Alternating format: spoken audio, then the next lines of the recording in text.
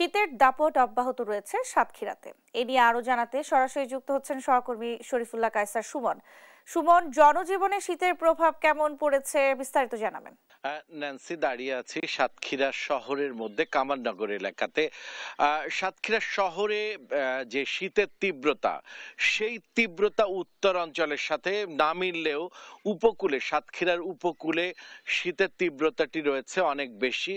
এবং বলে রাখা দরকার যে দিনের শীতের থেকেও রাতের শীতটি বাড়ছে, যেটি শহরে কোনোভাবেই অনুভূত হচ্ছে না।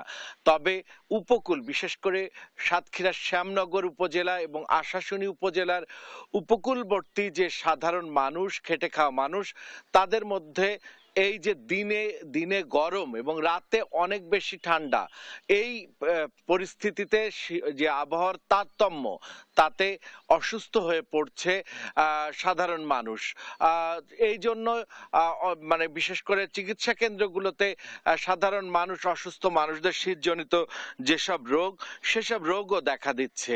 তবে শহরে শীতের তীব্রতা কমেছে, তবে আবহাওয়ার যে পরিস্থিতি, তাতে কুয়াশা কাটছে না। এই যে 7টা বেজে যাওয়ার পরেও যে অবস্থা, সেই কুয়াশা কিন্তু এখনো রয়েছে।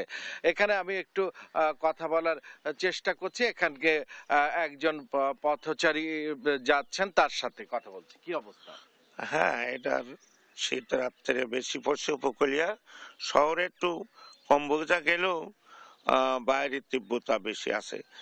যেহেতু ফাঁকা ময়দান, বিভিন্ন উপকূল এরিয়া, তাদের ছিন্নমূল এরিয়া, তাদের শীতের প্রভাব বেশি। সেখানে কোনো গরমের কাপড় চোপড়ের সুব্যবস্থা নাই এবং রোগ শোকও বাড়ছে তীব্রতা, শীতের তীব্রতার কারণে।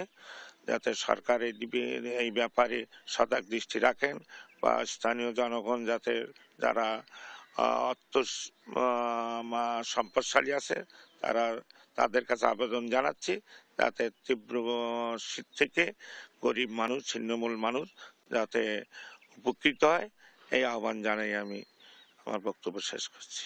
হ্যাঁ, যেমনটি শুনছিলাম ন্যান্সি, যে সাধারণ মানুষের পাশে, সবাইকে, যারা শীত উপদ্রুত দরিদ্র মানুষ, তাদের পাশে আমরা যাতে দাঁড়াই, তিনি সেই আহ্বানই জানাচ্ছিলেন।